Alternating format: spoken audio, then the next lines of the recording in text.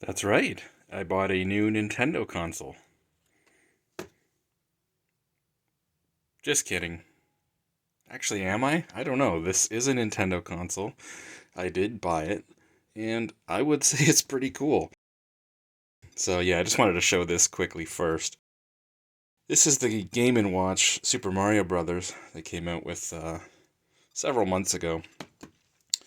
And I've always liked the aesthetic of the gold and, dark red Game and Watch little handheld systems from the early 80s that Nintendo was putting out.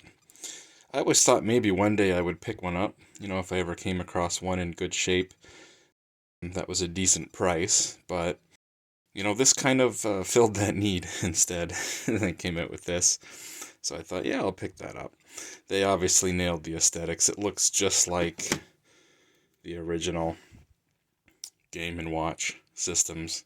When they came out, a few people were saying that they're going to be hard to get. They're limited edition, like everything Nintendo makes. They're not going to make enough of them and all that. But that didn't turn out to be the case. I walked into my local Walmart, and they had like a dozen of these sitting on the shelf. So, nonetheless, again, it's very cool. I wish it had the little kickstand.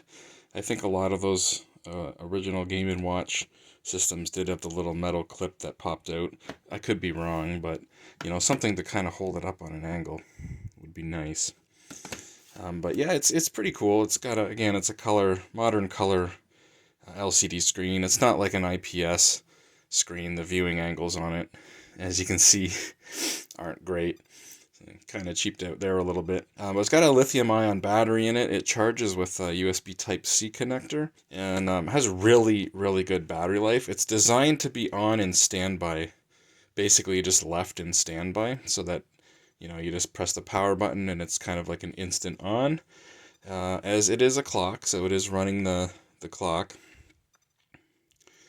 There's a couple little like Easter eggs with this system. I kind of probably forget most of them, but obviously you have the games. So you got Super Mario Brothers, the original Japanese Super Mario Brothers 2, aka the Lost Levels, and we have Ball, which is like one of the original Game & Watch like segmented LCD style games. So that's kind of cool. That's a throwback to I think the very first Game & Watch maybe. So that's pretty cool. It has sort of like a battery backup feature now where you can, how do you do it? You hold B. See, I forget most of the little Easter egg things. Hold A.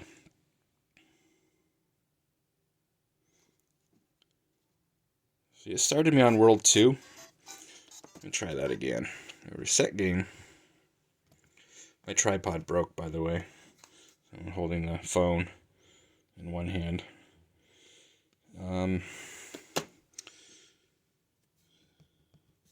Hold A.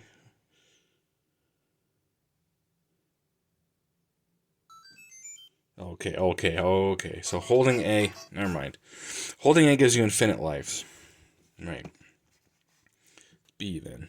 Yes, it's just pressing B. Okay. So you can see when I press B, what's happening. My camera will focus there. Is we can select what world we're starting on.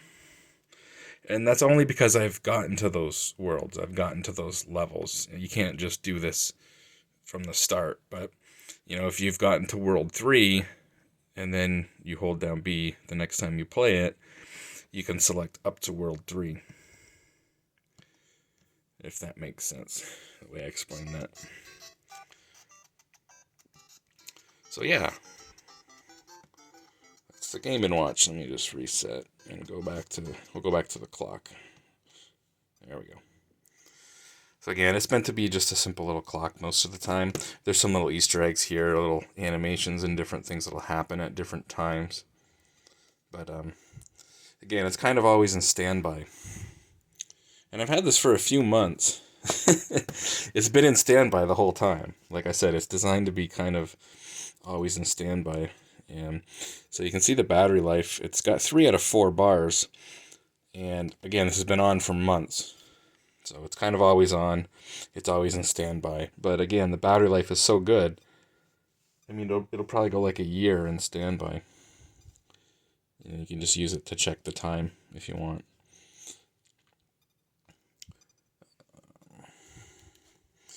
But again, yeah, very cool aesthetics. Definitely looks like an original Game and Watch. And, modernized with a rechargeable battery and USB Type-C charging. And a color screen, obviously. So that's cool, but that's not the main thing I wanted to show you. That would be this. Yeah, got a Switch. You could say a little late to the party. What's the Switch been out for like 4 years now? Probably about to be replaced with a Switch Pro or a Switch 2 or whatever they end up doing. But, that's okay. Obviously never owned a Switch. And when the Switch Lite came out, I actually thought it was a better handheld system. The Switch Lite is better as a handheld system than the original Switch is, in my opinion. It just feels more sturdy. Now, obviously, you can't hook it up to a TV. So, is it even a Switch? It's a Switch that doesn't switch. But it's got better battery life than the original Switch. The original Switch, there's actually 2 revisions of that. As you may know, there's a newer revision, which looks the same, it just has better battery life. So it's probably more like on par with that, but it's got better battery life than the original Switch. And so basically it was my wife's birthday. I didn't know what to get her. She had mentioned, that there's some RPGs that are on the Switch that aren't on, PS4, for example. And so that kind of gave me the idea. The Switch is, I guess, kind of both of ours. I bought that for both of us. So technically, I just bought the game for her birthday. And I guess half of a Switch. I'm certainly going to use the Switch myself. Probably play some Mario Odyssey at the least on it, and maybe some Mario Kart. But yeah, it's a really well-built system. Feels nice in the hand. Got your power and volume buttons up top. I think that's the exhaust for the fan. There's actually a fan in these. Headphone jack up top. This is where the game cartridges go. And in the bottom is where the micro SD card goes. I don't have a micro SD card in it. It has 32 gigabytes built in, so if you do want to download some games, there's a little bit of storage built in. But for the most part, I'm going to buy the physical games because they're the same price. Like this, I'm in Canada. This was $79.99 Canadian, in Walmart or whatever. And yet, if you go onto like the eShop, it's $79.99 to buy the same game as a download, which to me is insane. Why would you spend the same price and not get the cartridge? Loading it off the cartridge, you don't have to download it and use up your own internal storage or use your own SD card. You're basically paying Nintendo to use your own memory up when you buy the games off the eShop for the same price. Now, if they were like $10 cheaper, I think that would be fair. Realistically, the cartridge and the packaging and shipping it to a store, that's got to be worth $10, right? But anyways, yeah, the D-pad feels awesome. The buttons are kind of small, but I think I can make do. I mean, I've played on a 2DS. I think they're probably about the same size on the 2DS, but obviously you have the 2 analog sticks and they do click in. They are clicky analog sticks, but yeah, I was just impressed with the build quality, really more than anything. Again, the Switch is no surprise to anyone. Like I said, it's been out for 4 years, and I've followed it. I've always known what it's capable of, what it's not capable of. And it's got the NVIDIA Tegra X1. Is that the chip in there? So I mean, yeah, when it came out, it was definitely pretty powerful for a tablet or for a handheld gaming system. But it is 4 years old, kind of getting near end of life. The D-pad on this also feels really good. Not quite as good as the one on the Switch. It's a little stiffer. But the buttons are rubberized. That's one complaint a few people had, saying it made it a little bit harder to play. Yeah, maybe a little bit, but it is easy to hold. It is easy to play. The buttons do work pretty good. They're just rubber because that's how the original Game and Watch was. Those red buttons are rubber. So it basically is the membrane, I assume. It's just all one piece. But it works. It works okay. Anyways, that's it.